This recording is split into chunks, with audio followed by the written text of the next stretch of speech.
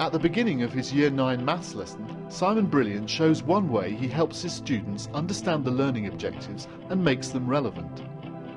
Afterwards, AST Gemma Fordyce comments on Simon's teaching style and its impact on learning.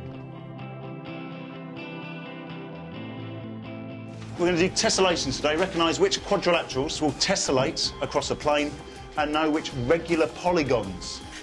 What is a tessellation? Or a tessellation across a plane? Talk to the person next to you and then tell me in 15 seconds. I've never met tessellation as a word before. No, what's that 189. Right. Natasha, anyone on your table, do we know what a tessellation is? It's a shape that could be like, it fits together over a page, like you can repeat it over and over again. Repeat it over and over again, yeah? Same shape.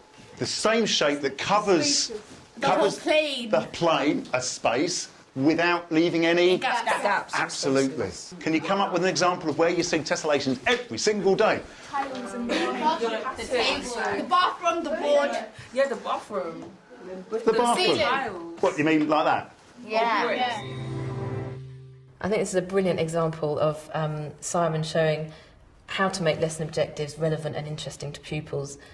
He puts it over to the pupils for them straight away to discuss what they think tessellations are. Talk to the person next to you and then tell me in 15 seconds. Simon is not assuming any knowledge at all.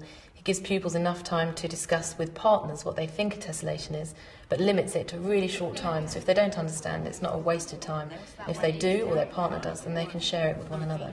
Natasha, anyone on your table, do we know what a tessellation is? This pacey start to the lesson, the way he times it and his manner and how the pupils are responding, means that he can move on quickly with the learning, that he can move on to his lesson objectives, because it's always established that the class are aware of what a tessellation is.